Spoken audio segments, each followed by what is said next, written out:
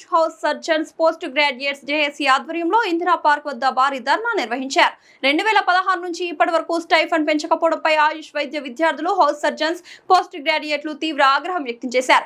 వైద్య రంగంలో కీలక సేవలు అందిస్తున్న తమను ప్రభుత్వం ఏళ్ల తరబడి పట్టించుకోవడం లేదని జేఏసీ నాయకులు మండిపడ్డారు. పెరుగుతున్న నిత్య అవసరాల ధరలు, జీవన వ్యయానికి అనుగుణంగా స్టైఫండ్ మాత్రం పెరగకపోవడం తీవ్ర అన్యాయమని ఆవేదన వ్యక్తం చేశారు. 2016లో ఉన్న స్టైఫండ్ ని ఇప్పటికీ కొనసాగించడం వల్ల హౌస్ సర్జన్స్, పీజీ విద్యార్థులు ఆర్థిక ఇబ్బందులు ఎదుర్కొంటున్నారని తెలిపారు. ఒకవైపు వైద్య సేవల్లో తమపై బాధ్యతలు పెరుగుతున్నా మరోవైపు పారితోషికం మాత్రం ఏళ్లుగా అదే స్థాయిలో ఉండడం దారుణమన్నారు. వైద్య సేవలు అందించడంలో మేము ముందుంటే మా హక్కుల విషయంలో ప్రభుత్వం ఎందుకు వెనుకబడుతోంది అంటూ జేఏసీ నాయకులు ప్రశ్నించారు. ప్రభుత్వం వెంటనే స్పందించి స్టైఫండ్ను ప్రస్తుత పరిస్థితులకు అనుగుణంగా పెంచాలని, పెండింగ్ లో ఉన్న సమస్యలను పరిష్కరించాలని, ఆయుష్ హౌస్ సర్జన్స్, పోస్ట్ గ్రాడ్యుయేట్లకు న్యాయం చేయాలని డిమాండ్ చేశారు. లేని పక్షంలో ఉద్యమాన్ని మరింత ఉధృతం చేస్తామని జేఏసీ నాయకులు హెచ్చరించారు. ఏళ్ల తరబడి నిర్లక్ష్యం చేసిన ఆయుష్ వైద్య విద్యార్థుల సమస్యలకు ఇకనైనా ప్రభుత్వం శాశ్వత పరిష్కారం చూపాలని డిమాండ్ చేశారు.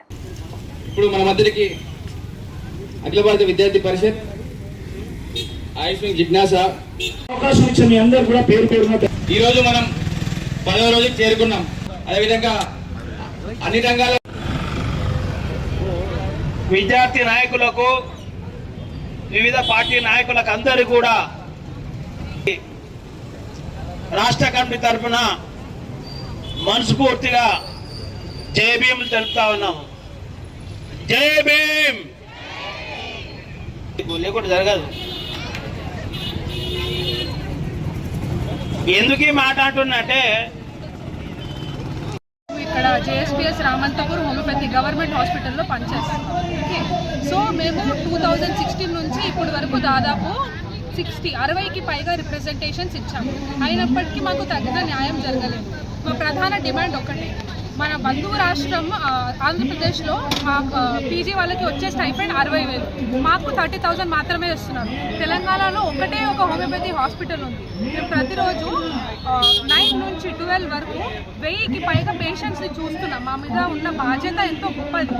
అవన్నీ మేము మా శ్రమని, మా అంకిత భావాన్ని అర్పితం చేసి ప్రజలకు సేవ చేస్తున్నప్పుడు మాకు తగిన స్టైఫండ్ ఎందుకు రావట్లేదు?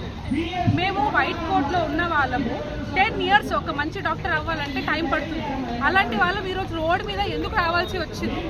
మాకు ఒకటే ఒక డిమాండ్ ఉంది, మా స్టైఫండ్ మా జియోస్ ప్రకారం ఇంప్లిమెంట్ అవ్వాలి. ప్రభుత్వం తొందరగా స్పందించాలి, మా స్టైఫండ్ మాకు అందించాలి.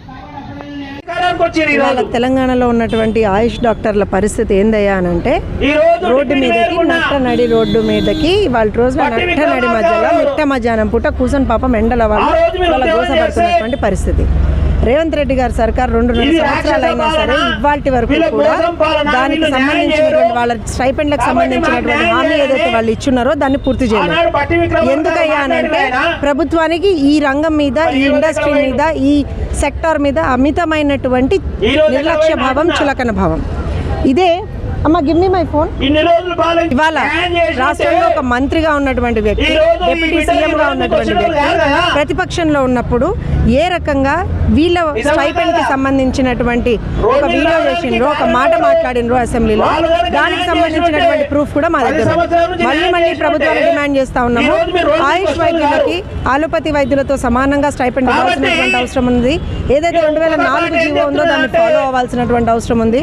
పక్క రాష్ట్రమైనటువంటి ఆంధ్రప్రదేశ్ లో కూడా అలోపతి వాళ్ళతోటి సమానంగా వీళ్ళకి స్టైపెండ్ వస్తున్నప్పుడు తెలంగాణలో మాత్రమే వివక్ష ఎందుకు అనేటువంటిది నీమా తరఫు నుంచి, తెలుగుదేశం పార్టీ తరఫు నుంచి మేము అడుగుతా ఉన్నాం. ప్రాంతాల్లో ఆయుష్ భారతదేశ ఆత్మ, ఆయుర్వేదం కావచ్చు, హోమియోపతి కావచ్చు, లేకపోతే యోగా కావచ్చు, దానివల్ల ఎన్నో లక్షల మంది, కోట్ల మందికి వీళ్ళు ఒక రిలీఫ్ చేకూరుస్తున్న ఈ డాక్టర్ల న్యాయమైన కోరికలు తీర్చకపోవడం మరి దారుణం.